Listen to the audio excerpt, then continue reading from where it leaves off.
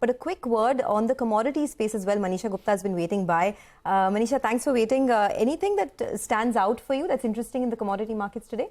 Well, Sonia, I'm looking at the metal prices, and most part of this week, we did see buying continue here, but the last couple of sessions have been a bit of a disappointment, and you can see that red across many of these metals there. Well, it has been uneven economic recovery in China. Most of the economic data, pardon me, have been on the positive side, but not all. And the US economic data, all of them have been slightly on the weaker side. And then there are expectations of rate hike, not one, but two coming in from US, and not two, but three coming in from Europe, and that's what's weighing onto the markets. Add to that, the Reserve Bank of Australia statement saying that their rate pause was temporary is how it should be read, and that's weighing onto the markets. I'll start with steel because the biggest of declines really have come in for this one. We're trading at a 16-week lows for the steel prices right now. That is because the demand on ground is not so strong. Infrastructure and construction numbers have been slightly on the weaker side, and even as this is going to be a third straight year when China output is going to go down and by nearly 2.3% in this year, that also hasn't led to prices staying in the positive there. And a decline in steel has led to a decline in case of iron ore prices as well.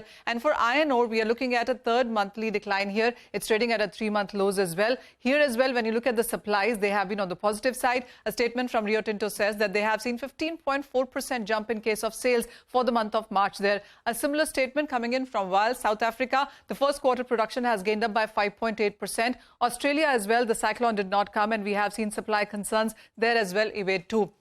The China NDRC on the other side is closely looking to monitor the spot prices, dynamics, and if or not there is any manipulation happening. And we have seen margins increase as well when you want to trade iron ore, and that's weighing onto the prices. In addition to that, we also are looking at certain steps that China has taken to ensure that the prices do not break a certain cap on the higher side.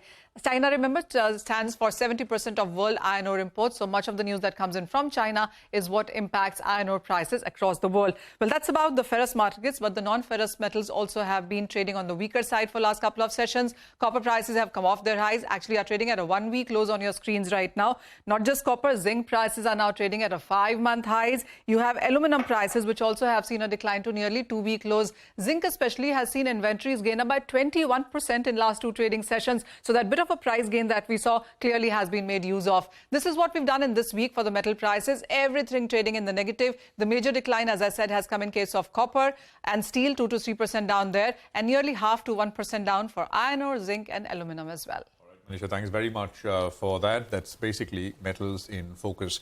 By the way,